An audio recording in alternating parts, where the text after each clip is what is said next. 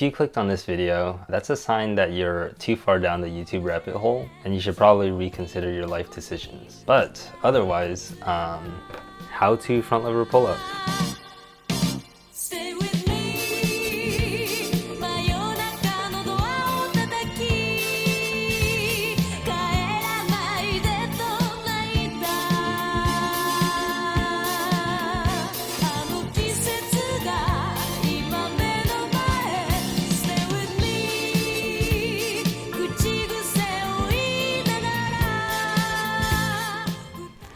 Before I even start, I do want to preface that there's a chance I might miss something in this video. I might just forget to talk about it, or something I don't know. And if that's the case, feel free to ask questions in the comments. I can make a part 2 to this video, or I can just respond to questions. Additionally, online coaching. I have 1 spot left. If you guys are interested, check the description of this video and make sure if you fill out that Google form to send me an email, because I don't get a notification when you fill out the form. By the way, I made like a 26-minute tutorial on the touch front lever, so a lot of concepts I explained there are very relevant to this video.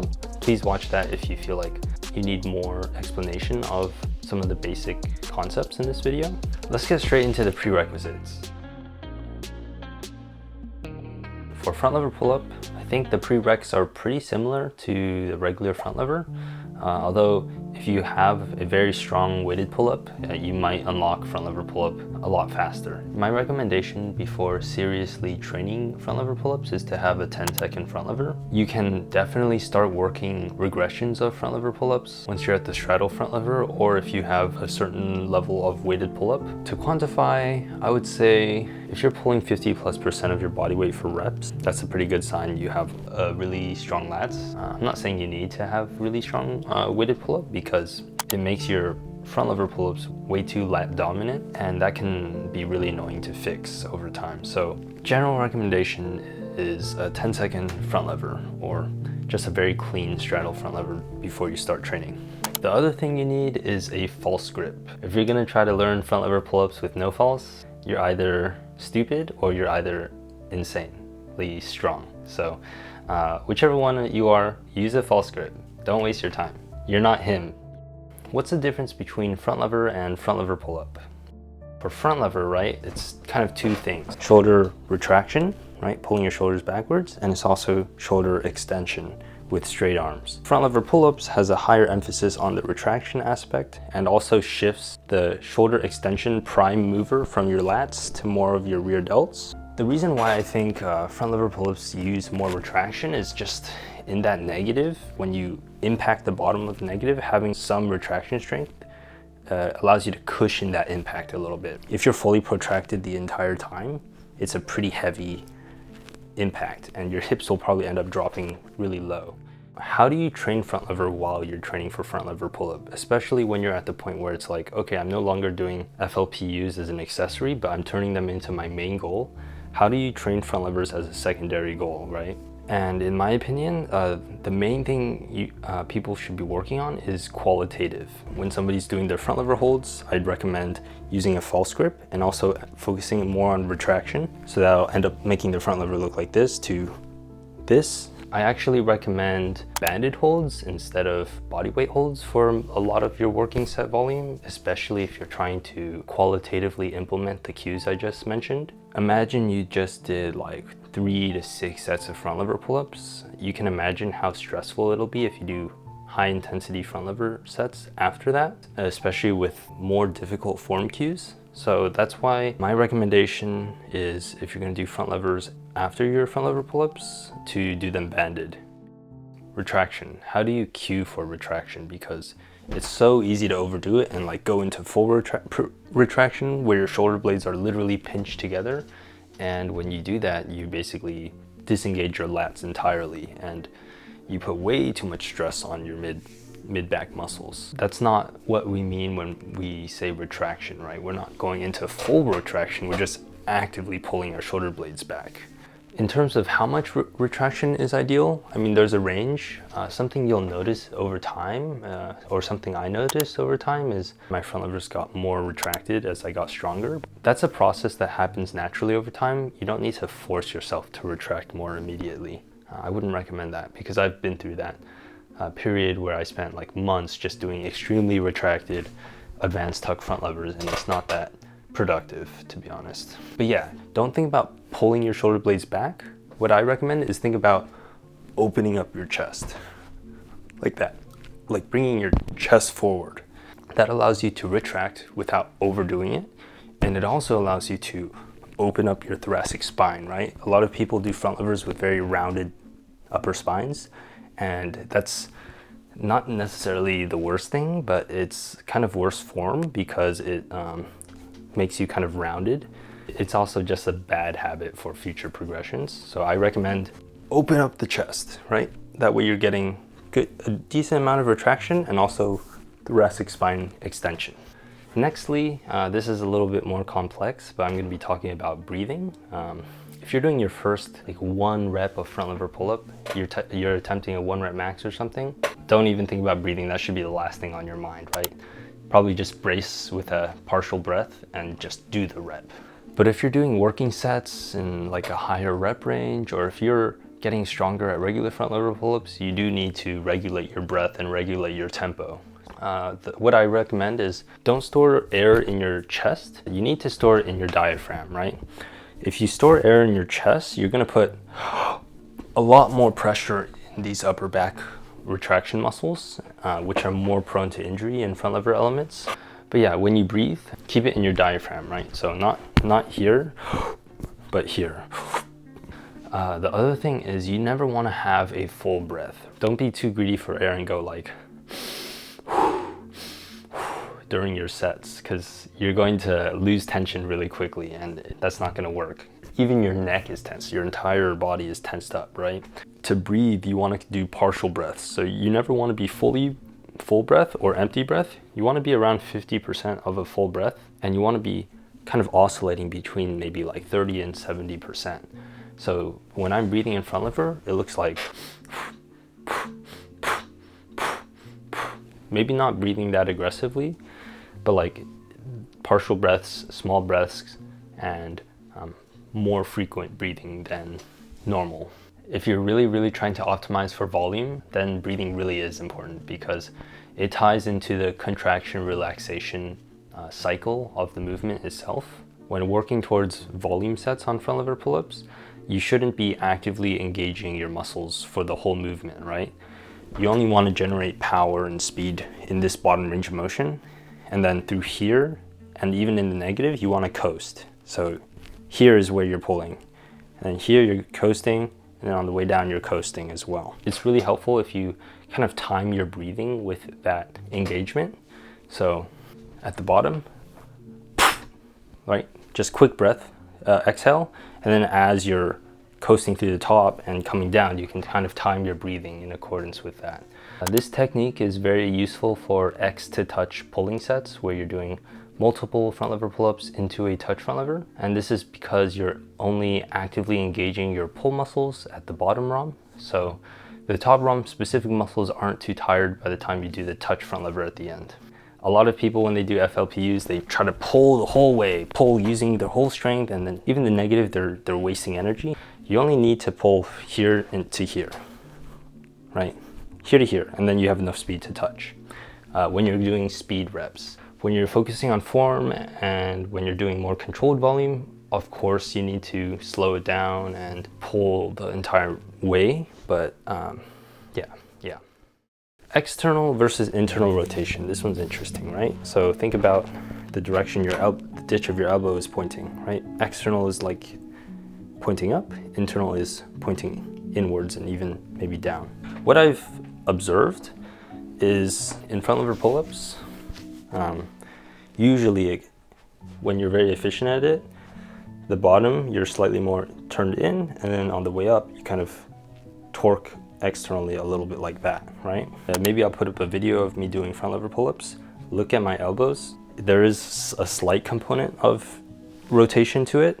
It's not something that you actively think about during the movement. It's too subtle and too high intensity to do that. But when I'm doing visualization sets where I'm like just going through my day and just practicing the activation in my head, I definitely am emphasizing that a little bit more.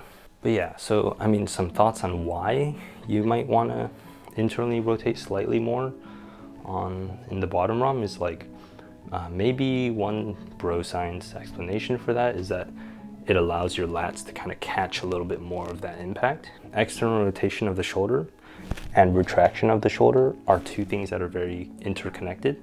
So when I retract, I'm also kind of externally rotating, and when I retract, my lats get disengaged, right? So that's kind of, for me, my current understanding of why it might be beneficial to have that slight internal at the bottom and then external on the way up.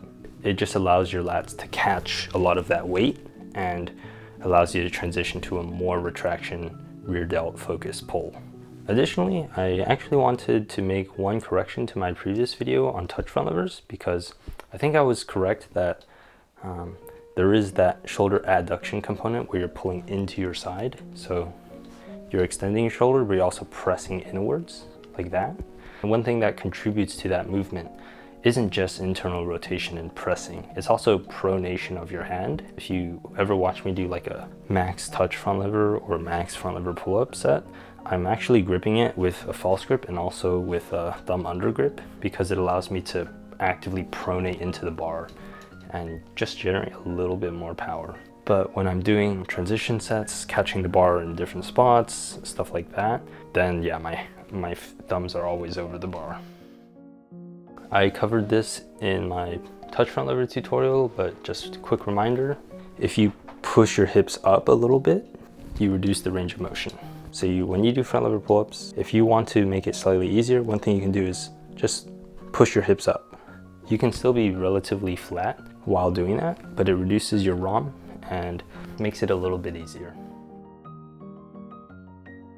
It's basically the exact same progressions I mentioned in my touch front lever tutorial, right? You have your accessories. One of my favorite ones is the arc row. It's basically the pulling equivalent of the pseudo planche push-up, and this one's really good for just developing those qualitative aspects of front lever pull-ups. A lot of people, when they learn FLPUs, will use a super lat dominant form where their hips drop low and they overutilizing momentum from that bottom stretch to get through it, and that's something that you need to qualitatively work through. So this is one good accessory to develop that. Additionally, you have your bodyweight progressions. That's the advanced tuck, the super advanced tuck, your half lay and straddle, as well as your full.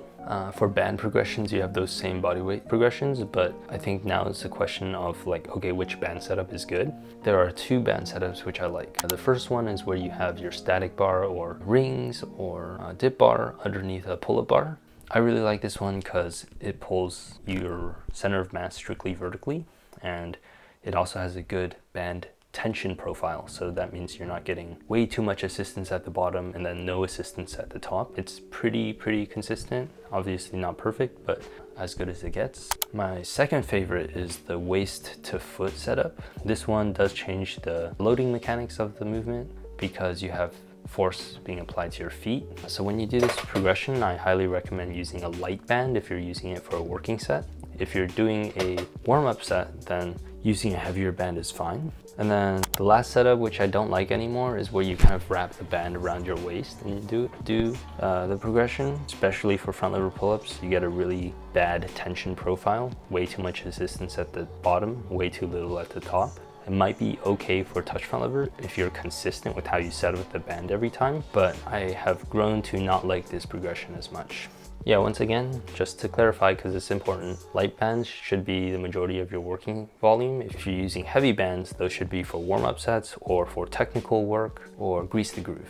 Now, in addition to the actual progressions, there's a lot of different ways you can execute front lever pull-ups. I already talked about the volume form or the spam volume, where you are really just only pulling through this part of the movement and coasting through here and here. In addition to that, a lot of people, including myself, when they do spam volume, they don't do a full lockout at the bottom, and usually I start pulling at this point.